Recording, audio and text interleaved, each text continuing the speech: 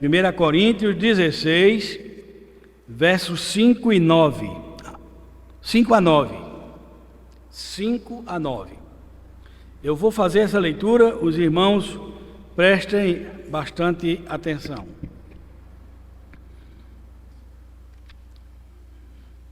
Diz-nos assim a palavra do Senhor: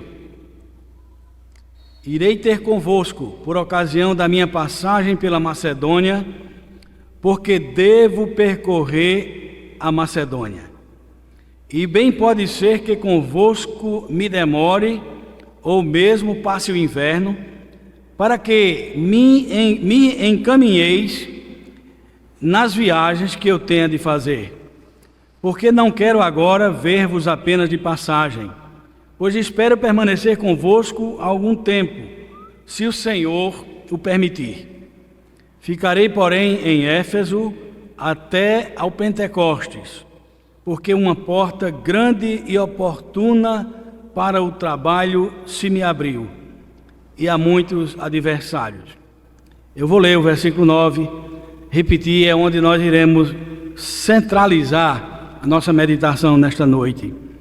Porque uma porta grande e oportuna para o trabalho se me abriu, e há muitos adversários. Meus irmãos, quando Paulo escreveu a carta de 1 Coríntios, ele estava em Éfeso.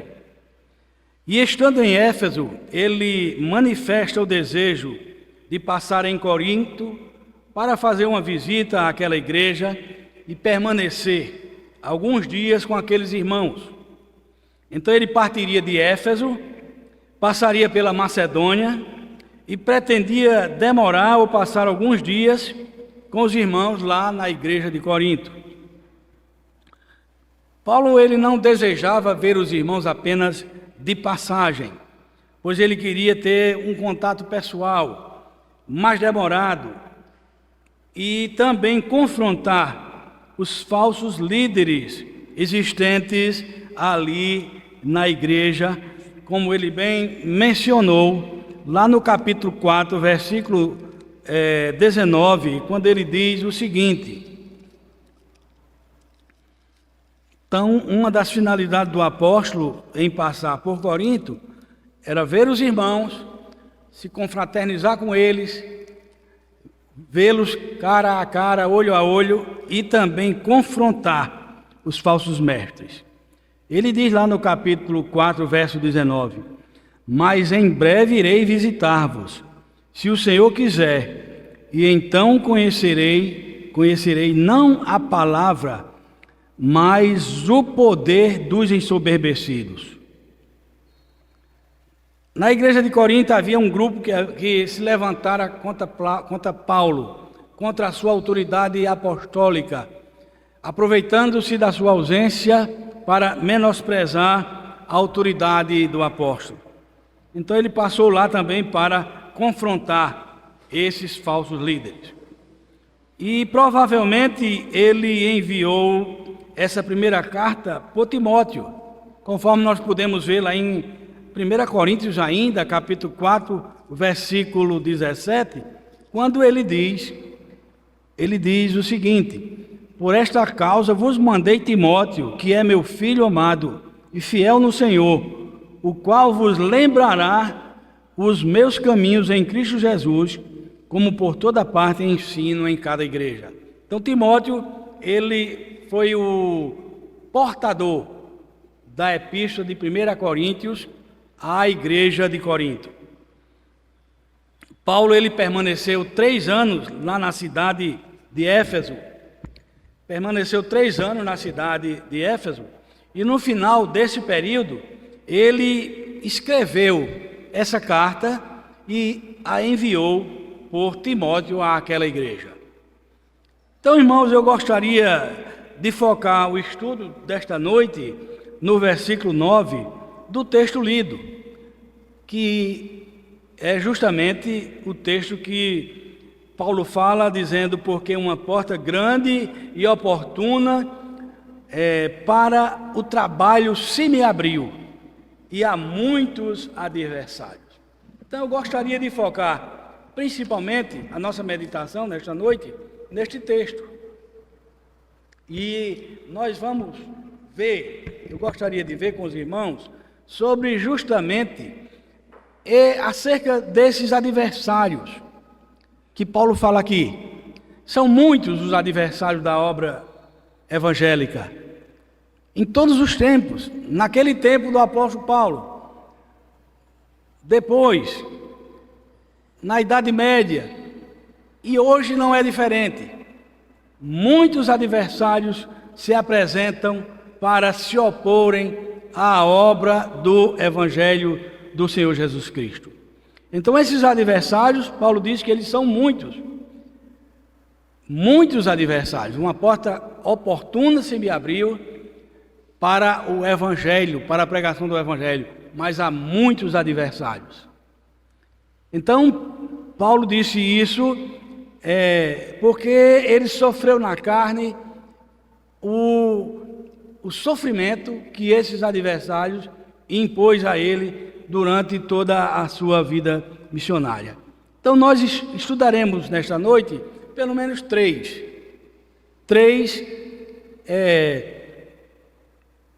desses adversários que o apóstolo nos apresenta. Pelo menos 3 desses adversários da obra do Evangelho. Como disse anteriormente, esses adversários, eles são muitos. E eles agem no decorrer da história da igreja de várias maneiras contra o progresso da obra do Evangelho, e isso dependendo e aproveitando as ocasiões e as circunstâncias que são favoráveis a eles. Então Paulo estava em Éfeso quando escreveu esta primeira carta aos Coríntios. A igreja de Éfeso ela teve início com Priscila e Áquila, e foi posteriormente estabelecida ali por Paulo, na sua terceira viagem missionária, o que está bem disciplinado, bem explicado lá acerca desse fato no capítulo 19 de Atos. Então Paulo pastoreou aquela igreja por 3 anos, e a igreja de Éfeso depois foi pastoreada por Timóteo por um período de 1 ano e meio, e Timóteo foi justamente deixado lá por Paulo para que ele enfrentasse justamente o falso ensino que havia naquela igreja. Então Paulo saiu, foi para Corinto, mas não deixou a igreja de Éfeso desassistida. Ele deixou lá seu filho Timóteo, seu filho na fé. E eu gostaria de iniciar os estudos desta noite mostrando aos irmãos esses 3 adversários. Qual é o primeiro grande adversário do bom andamento, do progresso e da obra do Evangelho? Primeiro adversário que nós podemos ver é o falso ensino. Havia na igreja de Éfeso 2 homens, provavelmente eles eram presbíteros daquela igreja. O nome deles era Himeneu e Alexandre. Esses homens, eles encheram a igreja de ensinos falsos, com fábulas e genealogias sem fim, como diz Paulo lá em 1 Timóteo 3, de 1 a 4. Então essas fábulas eram lendas, eram histórias, para nós hoje seria conto de carochinha, né, que falam. Aquelas histórias místicas, fantasiosas, de elementos do judaísmo, de coisas fantasiosas. Então eles faziam essas interpretações alegóricas, ao invés de fazer uma interpretação escriturística, literal das escrituras, eles faziam interpretações alegóricas ou fictícias de listas genealógicas, discutindo coisas do Antigo Testamento que não faziam sentido algum. E Paulo, certa vez, ele diz que Timóteo fugisse dessas coisas, né? Dessas discussões tolas sobre genealogia, sobre isso ou sobre aquilo. Então, era este um dos problemas da igreja de Corinto. Então, esses ensinos eram ensinos de demônios. Não é um ensino acerca de demônios, mas ele refere-se a falsos ensinos que têm a influência dos demônios. Todo falso ensino, contrário às Escrituras, ele se origina numa doutrina que é aquele que Paulo chama, né, doutrina de demônio. Quando ele diz, nos últimos dias, muitos apostatarão da fé, dando ouvido a espíritos enganadores e a doutrinas de demônios. Satanás é o pai da mentira. Então ele quer se opor ao evangelho de todas as formas, e para isso ele lança a mão de todos os recursos de falsidade, de mentira, de coisas que aparentam até mesmo ser verdade. Então, esse ensino que havia na igreja de Éfeso, principalmente o gnosticismo, eles eram ensinos inspirados em espíritos demoníacos, enganadores, que propagavam os seus ensinos de modo direto ou por meio de falsos mestres. E esses mestres, eles faziam isso porque eles estavam desviados da verdade. E assim como estavam desviados da verdade, eles levavam outros a fazer a mesma coisa, a se desviar da verdade. Então Paulo repete a Timóteo a advertência que ele havia feito muitos anos atrás aos presbíteros da igreja de Éfeso, lá em Atos 20, de 20 a 29. Vamos ver Atos 20, de 20 a 29. É uma advertência que Paulo faz tempos depois, a mesma advertência que ele havia feito lá no livro de Atos, capítulo 20, versículo 29 e 30, quando ele diz o seguinte: eu sei que depois da minha partida, entre vós penetrarão lobos vorazes, que não pouparão o rebanho, e que dentre vós mesmos se levantarão homens, falando coisas pervertidas, para arrastar os discípulos atrás deles. Então Paulo já havia previsto isso lá no início da igreja, né, no livro de Atos dos Apóstolos. Depois da minha partida, penetrarão no meio de vocês lobos devoradores, e dentre vós, de entre aqueles da própria igreja, muitos se levantariam com ensinos pervertidos para regimentar seguidores e levar a igreja à apostasia. Então, é o próprio Espírito Santo que, por meio das Escrituras, adverte a igreja contra o perigo da apostasia. Paulo diz a Timóteo: mas o Espírito expressamente diz. O que Deus quer falar ao seu povo está expressamente estabelecido, está expressamente guardado, escrito nas Escrituras Sagradas, revelado nas Escrituras Sagradas, porque Ele é o autor das Escrituras, e Ele mesmo é que adverte contra o perigo da apostasia. O que é a apostasia? É o abandono da fé verdadeira. O abandono da fé verdadeira. Então, o falso ensino que leva a igreja à apostasia é o primeiro grande adversário do Evangelho. É o falso ensino. O segundo adversário é a oposição à mensagem do Evangelho. Então, quando Paulo chegou lá em Éfeso, ele encontrou uma muita hostilidade, muita oposição, porque Éfeso era uma cidade extremamente idólatra. E a igreja de Éfeso, ela nasceu nesse ambiente, né, num ambiente de total e completa idolatria. Lá em Atos 19, de 23 a 41, o texto é muito longo, eu não vou ler, mas os irmãos podem ver em casa. isso. Quando Paulo chega a Éfeso, ele se depara com um problema terrível, um problema muito grande. Havia naquela cidade um homem chamado Demétrios. Demétrios, ele era ourives, trabalhava com ouro, joias. E ele fabricava aqueles nichos da deusa Diana, que era a deusa dos Efésios. Aquelas imagenzinhas, né? Fabricava e dava muito lucro aos ouríveis. Diana, ela era adorada pelos Efésios. Havia até um templo dedicado a ela, um grande templo, um monumento arquitetônico extraordinário, que é considerada uma das sétimas maravilhas do mundo, o templo de Diana, lá na época.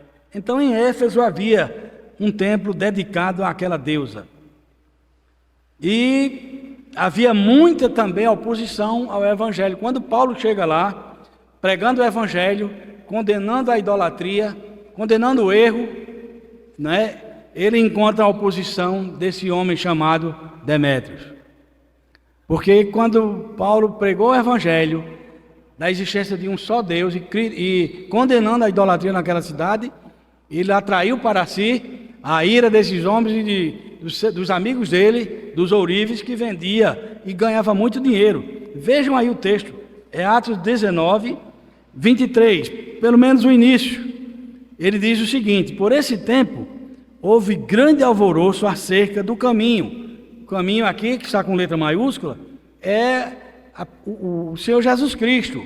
Refere-se a Cristo como o caminho, a verdade e a vida.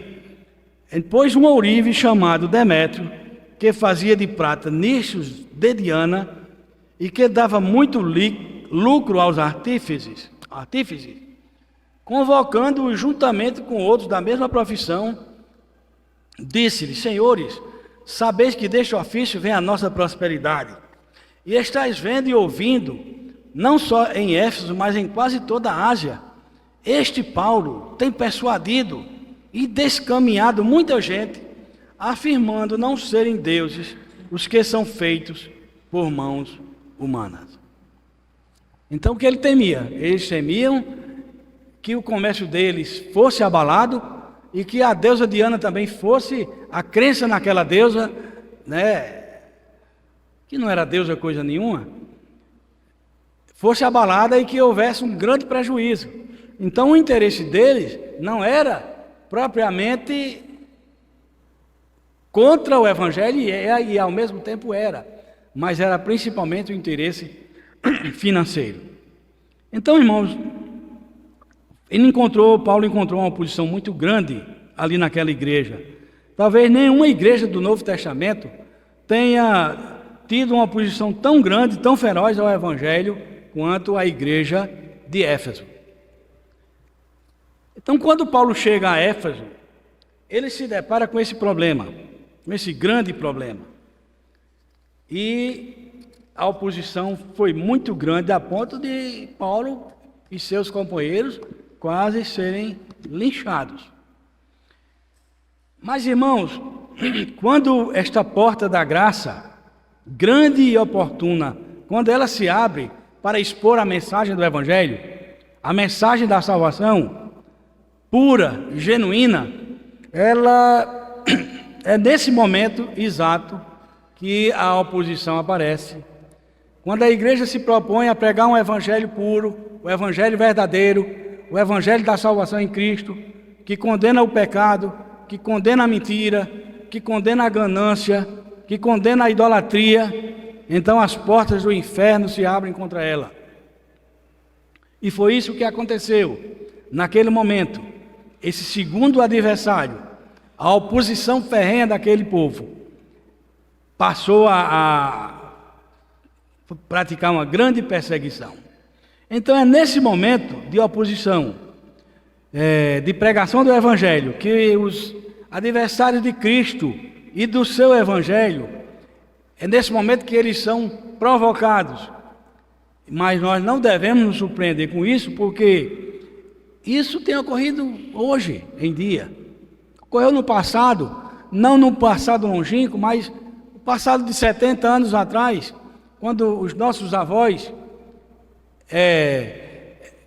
no prenúncio do Evangelho, praticamente na nossa região, aqui na região Nordeste, especificamente na Paraíba, meu avô era Sebastião Soares, ele era padeiro lá na cidade de Catolé do Rocha, tinha padaria, e se converteu lá naquela igreja, através da pregação do pastor Antônio de Souza Neto, não sei se o irmão conheceu, pastor Antônio Neto, da igreja de Catolé do Rocha.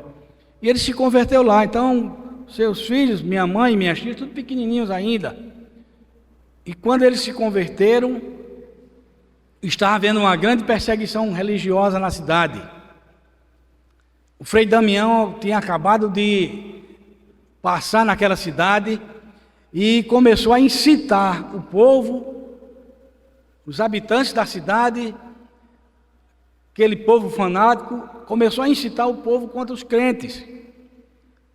Isso foi em Catolé do Rocha, foi na cidade de Patos. A igreja de Patos foi apedrejada e incendiada. A igreja de Patos foi incendiada. Muitos irmãos receberam lá dentro da igreja pedradas com essa oposição. E lá em Catolé do Rocha, o meu avô era padeiro, tinha padaria, e teve que sair de lá corrido, porque a campanha foi tão grande contra ele, que o Frei Capuchinho, o Frei Damião, ele incitava o povo, passava vendendo pão nas portas, com aqueles carrinhos de mão, e o povo dizia, olha o pão católico, e ninguém comprava mais pão na padaria do meu avô. E ele quebrou, faliu lá, e saiu de lá de Catolé do Rocha, com o pai do nosso irmão Acilon Almeida. Ele tinha uma caminhoneta, meu avô, botou as coisas em cima dessa caminhoneta, saiu com um monte de pessoas, várias pessoas, o pai de Acilon, o nosso irmão Acilon Almeida, e foram para Caicó. O carro chegou lá praticamente só na jante, vários pneus estourados. Quando chegou lá, o pai de Acilon, que era comerciante também do ramo de tecidos, trocou os 4 pneus do carro. E meu avô, com aquela perseguição religiosa, nunca mais se aprumou financeiramente e nem comercialmente na sua vida, porque a perseguição era grande. Então, quando o Evangelho ele chega num local com mensagem de salvação, de transformação, de condenação à idolatria, a incredulidade se levanta, a oposição se levanta para confrontar a verdade, a fim de que os homens creiam na mentira. Então, mas diante de toda essa oposição, Paulo não considerou esse fato. Ele, por motivo de muito amor, de muita responsabilidade, de muito apego ao Evangelho, isso não foi considerado por ele como motivo pelo qual ele deveria deixar a cidade de Éfeso. Ele, com muita razão, ele permaneceu lá por 3 anos. E isso, irmãos, era uma evidência de que o Espírito Santo estava lá. Era a prova de que os inimigos de Deus, eles estavam alarmados, porque o império de Satanás naquela cidade estava abalado, e o reino de Deus estava avançando com a pregação do Evangelho. Então Satanás não estava satisfeito. Satanás estava sabendo que estava perdendo terreno e perdeu muito terreno lá. Então a presença de Paulo seria necessária lá naquele momento para incentivar e para fortalecer os jovens convertidos, que havia muitas pessoas que se converteram e abraçaram o Evangelho. Então ele tinha que ficar lá para fortalecer aqueles crentes que seriam certamente atacados, e ele considerou permanecer ali por 3 anos. Mesmo assim, quando saiu, deixou o seu substituto, Timóteo. Então, quantas vezes, irmãos, isso deve servir de lição para nós. Quantas vezes, diante dos primeiros obstáculos ocorridos em um trabalho novo, ou que foi aberto, ou num ponto de pregação, ou numa congregação, quantas vezes ocorre alguma dificuldade, uma perseguição, de uma ou de outra forma, e a gente muitas vezes abandona aquele trabalho. Não pode ser assim. Quando a oposição aparece diante de um trabalho que é realizado, é sinal de que nós estamos no caminho certo. É sinal de que o Evangelho tem como prosperar ali. E as dificuldades, elas vão de alguma forma cessar, e o Evangelho será vitorioso como sempre foi, porque ele é o poder de Deus para a salvação. Então, Paulo, ele afirma que lutou lá em Éfeso contra as feras. Lá em 1 Coríntios 15, 32, ele diz que enfrentou as feras lá em Éfeso. Não era feras, eram homens irados contra a mensagem do Evangelho. Então ele diz lá no capítulo 15, versículo 32, ele diz o seguinte: se, como homens, lutei em Éfeso com feras, que me aproveita isso? Se os mortos não ressuscitam, comamos e bebamos, que amanhã morreremos. Então ele quis dizer o seguinte: eu lutei lá com feras. Se eu lutei com feras, isso não me importa. O que é que me importa? Se eu prego uma mensagem, se eles dizem que os mortos não ressuscitam, então comamos e bebamos, que amanhã morreremos. Mas, na verdade, ele lutou contra feras. E às vezes nós temos que lutar também contra feras, até mesmo dentro dos nossos arraiais. Pessoas que se levantam de forma assintosa, de forma atrevida, contra as doutrinas da igreja, precisam ser combatidas. Paulo diz: é preciso fazê-los calar, porque senão vai disseminar, e daqui a pouco toda a igreja estará contaminada.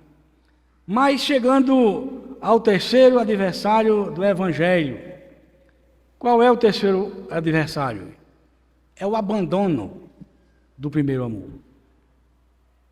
Quando João escreveu as cartas às igrejas do Apocalipse, ele, lá no capítulo 2 de Apocalipse, o apóstolo João, ele escreveu essa carta à igreja de Éfeso. A igreja de Éfeso, ela tem uma história que nós precisamos ler essa história com muita dedicação e aprendermos com os pontos negativos e positivos da igreja de Pérgamo, de Éfeso. Então, o terceiro adversário, acerca dos quais Paulo falou, uma porta grande e oportuna se me abriu, e há muitos adversários. Esse outro adversário é o abandono do primeiro amor. Após 40 anos ou mais, o Senhor Jesus Cristo, ele envia ao apóstolo João aquela carta, manda que João escreva aquelas cartas às igrejas. E ele escreveu a carta à igreja de Éfeso, mostrando que as pessoas lá daquela igreja, os irmãos daquela igreja, haviam abandonado o seu amor inicial pelo Senhor Jesus Cristo. Lá em Apocalipse 2, de 1 a 7, vamos abrir nossa Bíblia e ler esse texto. É importante que a gente acompanhe. Apocalipse capítulo 2, verso de 1 a 7. Depois nós voltaremos discorrendo sobre o estudo. Lá no Apocalipse 2, o apóstolo João, ele diz o seguinte: carta à igreja de Éfeso. Ao anjo da igreja em Éfeso escreve: estas coisas diz aquele que conserva na mão direita as 7 estrelas e que anda no meio dos 7 candeeiros de ouro, ou 7 castiçais. Conheça as tuas obras, tanto o teu labor como a tua perseverança, e que não podes suportar homens maus, e que puseste à prova os que a si mesmos se declaram apóstolos, e não são, e os achaste mentirosos. e tens perseverança, e suportaste provas por causa do meu nome. A igreja de Éfeso, ela suportou uma grande perseguição por causa do nome e do amor ao Senhor Jesus Cristo. Por causa do meu nome, e não te deixaste esmorecer. Mas houve um tempo que ela fracassou. O versículo 4 diz: tenho, porém, contra ti, que abandonaste o teu primeiro amor. Lembra-te, pois, de onde caíste, e arrepende-te, e volta à prática das primeiras obras. E se não, venho a ti, e moverei do seu lugar o teu candeeiro, caso não te arrependas. Tens, contudo, a teu favor, que odeias as obras dos nicolaítas, os quais eu também odeio. Quem tem ouvidos, ouça o que o Espírito diz às igrejas. Ao vencedor, dar-lhe-ei que se alimente da árvore da vida, que se encontra no paraíso de Deus. Tenho, porém, contra ti, que abandonaste o teu primeiro amor. Então, após 40 anos, a igreja de Éfeso permaneceu fiel, permaneceu íntegra na sua fidelidade ao Senhor Jesus Cristo. Depois de 40 anos, João, o apóstolo, o único apóstolo vivo na época, com 90 anos, preso na ilha de Patmos por amor do Evangelho, como ele diz lá no capítulo 1 de Apocalipse, por amor do Evangelho, ele recebe aquela visão gloriosa do Senhor Jesus Cristo, glorificado, e cai por terra, como que morto. E Cristo fala a ele, revela a ele aquelas cartas. Então, o que a igreja de Éfeso tem a nos ensinar? Primeiro, a igreja de Éfeso, ela possuía discernimento espiritual. Ela sabia avaliar homens que reivindicavam liderança por meio de sua doutrina e comportamento. Ela estava firme na doutrina, de tal forma que quando alguém ministrava um ensino errado, os membros daquela igreja caíam em cima daquele falso líder, daquele falso apóstolo, repreendiam e era capaz de expulsá-lo de lá. Aqueles irmãos, eles tinham capacidade de identificar o falso ensino, porque o apóstolo Paulo passou 3 anos ensinando a palavra de Deus naquela igreja. Então aquela igreja, ela permaneceu fiel por quase ou mais de 40 anos, a partir da sua fundação. A perseguição religiosa não foi capaz de desestimular aqueles crentes que viviam impulsionados pelo nome, pelo amor, pelo nome de Cristo, pela sua reputação. Conforme diz aí o texto: tenho, porém, contra ti que abandonaste o primeiro amor. E ele diz no versículo 3: tens perseverança, suportastes provas por causa do meu nome e não te deixaste esmorecer. Mas eles se esqueceram de uma coisa. Eles se esqueceram de uma coisa que muitas vezes nós esquecemos. É que ser cristão não é ser apenas conservador, não é apenas ser reformado. Ser cristão é amar ao Senhor Jesus Cristo. Como diz o próprio apóstolo João, lá no Evangelho, no capítulo 14, verso 21. Ser cristão é primeiramente, é essencialmente, amar ao Senhor Jesus Cristo. É o primeiro mandamento. Amai ao Senhor teu Deus, amarás o Senhor teu Deus de toda a tua força, toda a tua alma, de todo o teu entendimento. E o Senhor Jesus Cristo repetiu isso lá em João 14, 21 a 23, quando ele falou o seguinte: aquele que tem os meus mandamentos e os guarda, esse é o que me ama. E aquele que me ama será amado por meu Pai, e eu também o amarei e me manifestarei a ele. Disse-lhe Judas, não Iscariotes: de onde procede, Senhor, que estás para manifestar-te a nós e não ao mundo? Respondeu Jesus: se alguém me ama, guardará a minha palavra. O meu Pai o amará, e viremos para ele e faremos nele morada. Esse é o segredo. Amar a Deus sobre todas as coisas. Amar a Deus e os seus mandamentos e praticá-los. Ser, depois, praticantes da palavra e não somente ouvintes, como que enganando-vos a vós mesmos. Mas então os Efésios se esqueceram disso. Esqueceram que amar a Deus, que ser um crente verdadeiro, é amar ao Senhor Jesus Cristo, toda a sua força, todo o seu vigor, e demonstrar esse amor através de serviço à sua causa. Não adianta dizer que é conservador e falhar em outros pontos. Paulo disse: se alguém quiser guardar os mandamentos e tropeçar num só deles, se torna transgressor de todos. Então é impossível guardar a lei. Mas a paixão e o fervor dos Efésios por Cristo havia se tornado numa ortodoxia morta, mecânica e fria. Porque eles deixaram o seu primeiro amor. Aquele entusiasmo, quando nós nos convertemos, que a gente sai da igreja, parece que sai, com todo o gás, querendo converter todo mundo que encontramos na frente.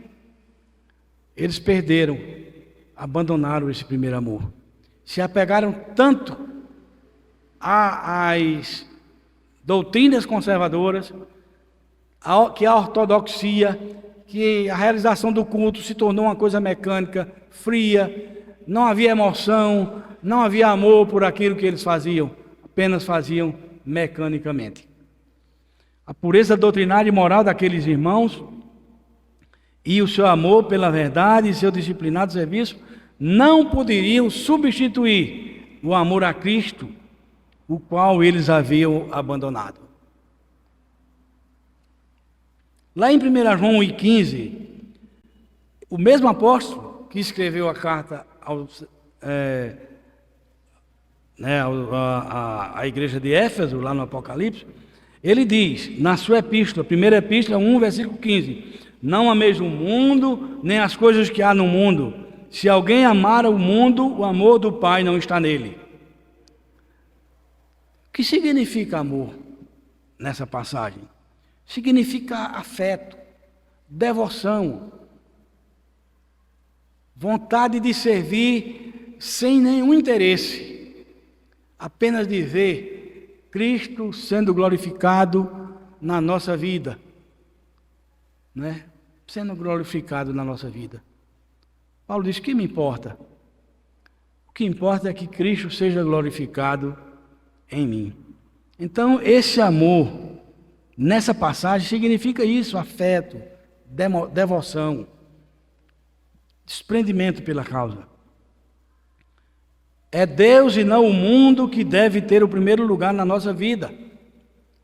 Se alguém ama o mundo, o amor do Pai não está nele. Então, irmãos, por conta desse abandono do primeiro amor, o julgamento de Deus traria o fim da igreja de Éfeso. Como diz lá em Apocalipse, no capítulo 2, versículo 2, no versículo 5, João diz, o Senhor Jesus Cristo diz: lembra-te, pois, de onde caíste, e arrepende-te, e volta à prática das primeiras obras. Primeiro amor. Aquele mesmo fervor que tínhamos quando nos convertemos.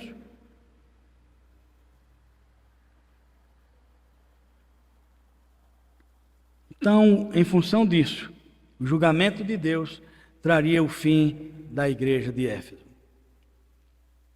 Então, o castiçal, ele foi removido da igreja de Éfeso.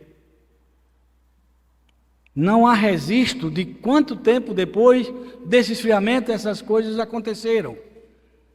Mas a igreja de Éfeso, ela sucumbiu por ter abandonado o primeiro amor. Aquela cidade de Éfeso, por séculos, permanece em ruínas. O templo de Diana dos Efésios está lá, só ruínas. Uma cidade orgulhosa, crentes orgulhosos da sua doutrina, mas com a ausência do primeiro amor, da falta do primeiro amor na sua vida, abandonar o primeiro amor. Então a apostasia, ela se mostra fatal para qualquer igreja. E esse abandono do primeiro amor, ele é uma forma de apostasia.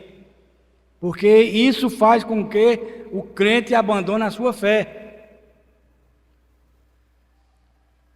Então a apostasia, ela se prova fatal, ou se provará de forma fatal, desastrosa para qualquer igreja.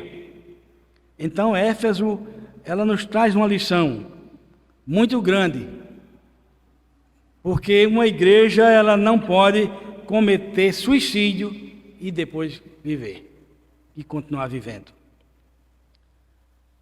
Há inúmeras agências à porta da igreja, há inúmeros problemas à porta da igreja para destruir ou para tentar destruir a igreja, quando ela escorrega da proteção de Deus. E quando isso acontece, quando a igreja ela escapole da proteção de Deus